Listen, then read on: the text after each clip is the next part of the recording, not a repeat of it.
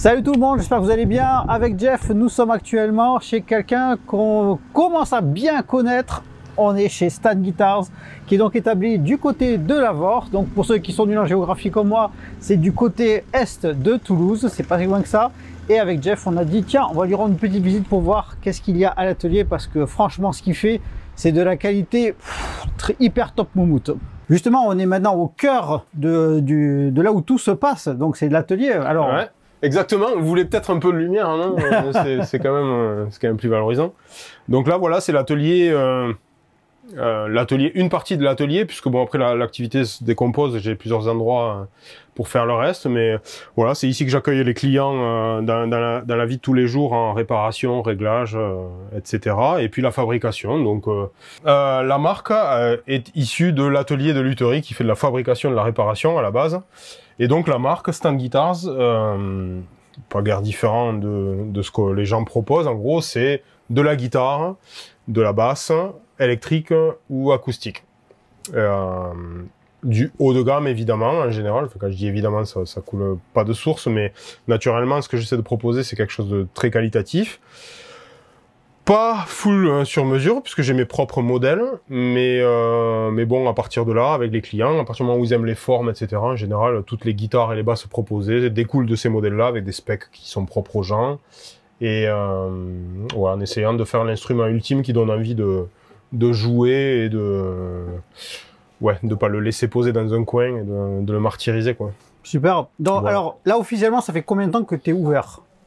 En tant que officieusement, de toute façon, je suis ouvert depuis janvier 2021, donc un peu plus de 4 ans, pour les réparations, pour les fabrications. Et puis, j'ai eu fait de la technique avant, mais naturellement, c'était que du réglage, un peu plus tard de la planimétrie, des peintures, voilà, c'était rien de fou, quoi. Enfin, et comment ça t'est venu? Parce que je veux dire, on devient pas luthier du jour au lendemain, c'est que quand même, il y a déjà quelque chose qui t'a incité à le faire. Je sais pas, après on est tous un peu différents, mais c'est vrai que naturellement, j'étais musicien en groupe, et j'ai toujours...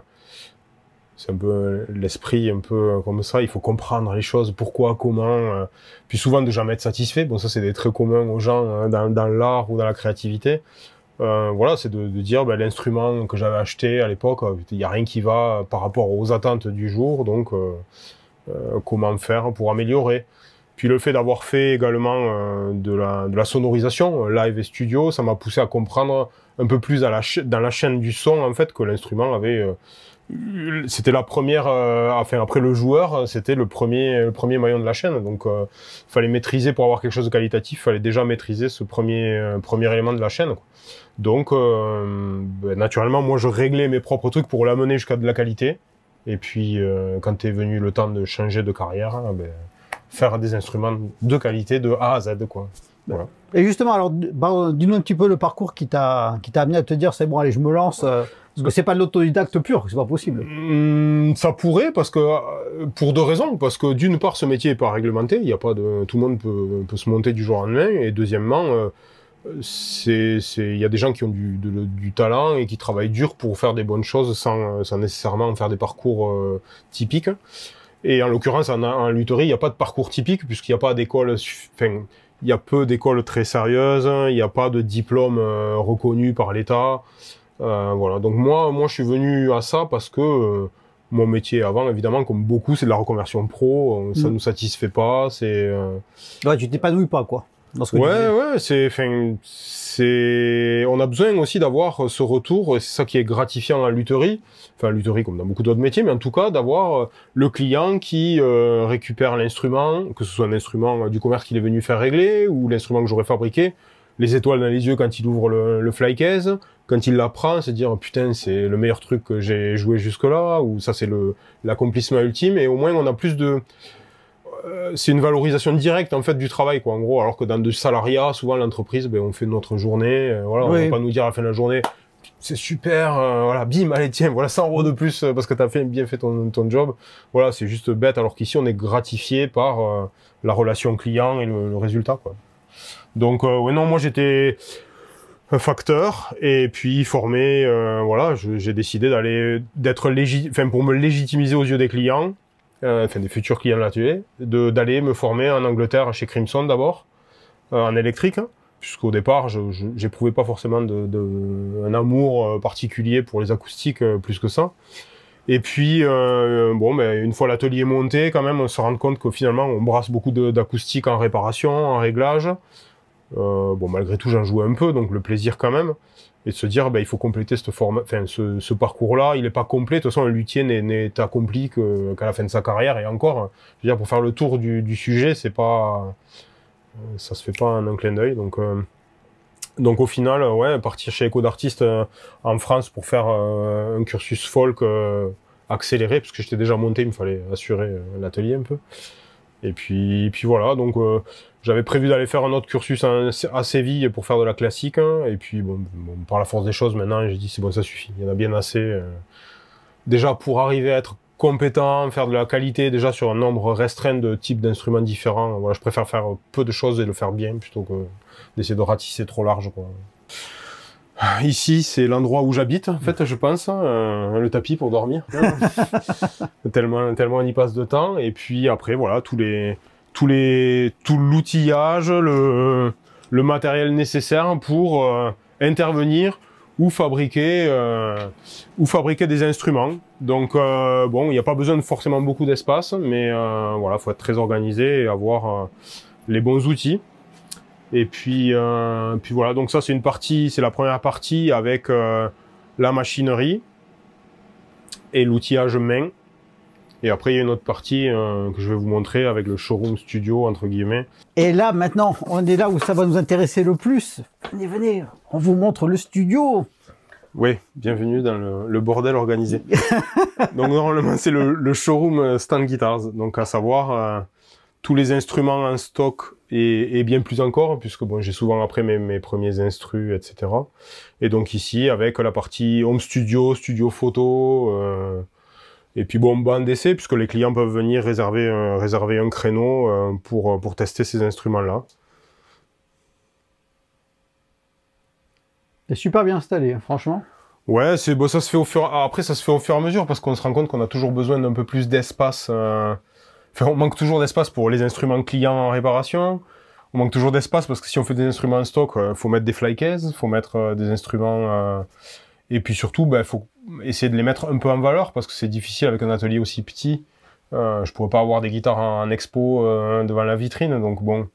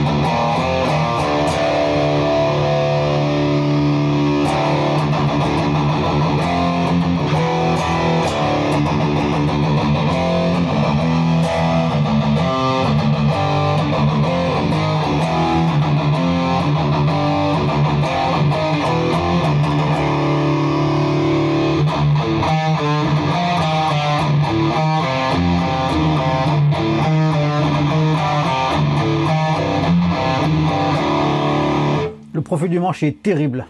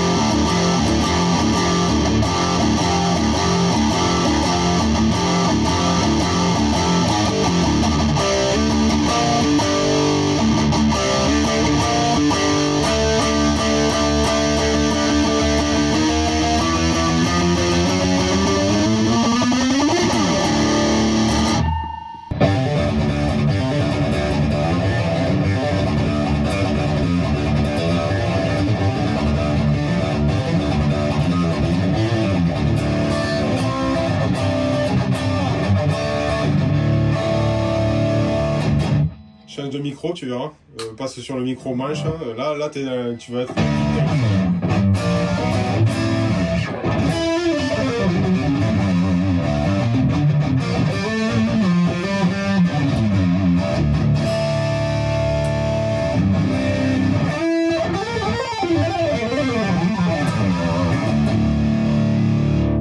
Ah, en effet. Ouais, au niveau de la réponse, ils sont bien pour les solos, ceux-là. Et puis le split sur les PAF, je trouve que ça marche super bien. Ben, en fait, parce que je mets la bobine, vu que les bobines sont asymétriques, je mets la bobine la plus chargée sur le split. Voilà. Ouais. Ouais, non, remonte, ça du 10-46. Enfin, quoi que pour toi, ça va. Si, non, c'est parfait. C'est le top. Quel escroc. Je la trouve tellement parfait. Tu veux pas un 12-60 là? Oh Ah ouais, j'ai pas demandé à jouer au baseball en fait avec mes guitares. Ah.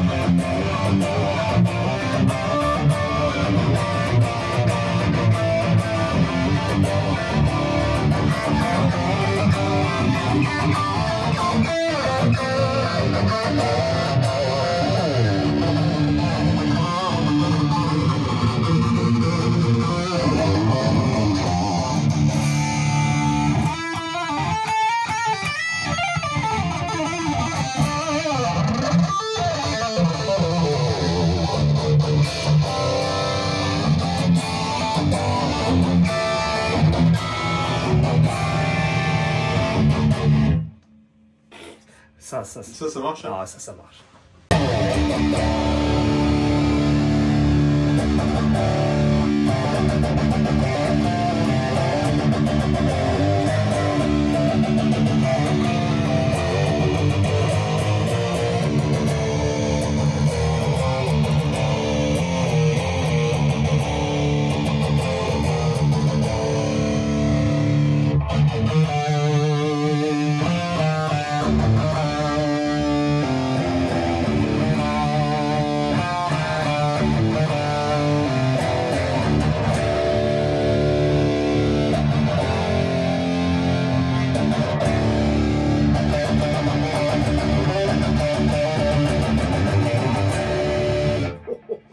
Ça décale.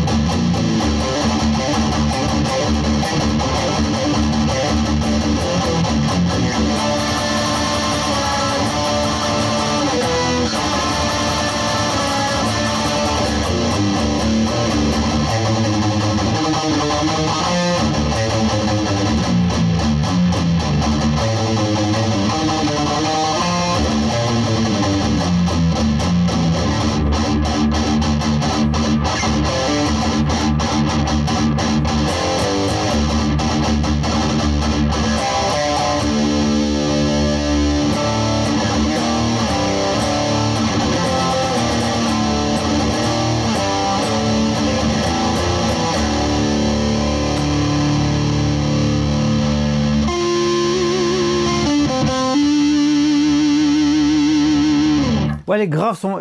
C'est vraiment rond. Rond, hein. Très rond, ouais.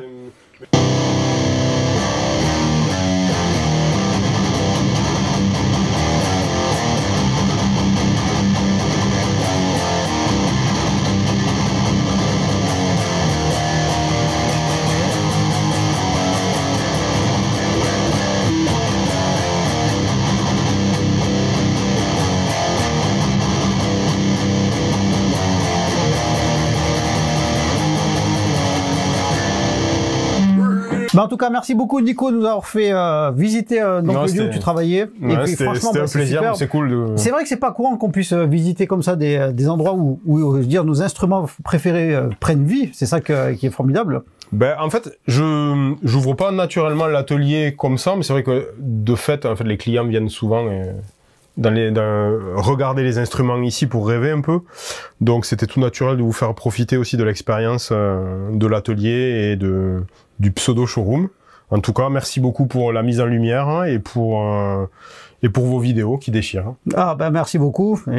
N'hésitez pas d'ailleurs. Ah non, à moi.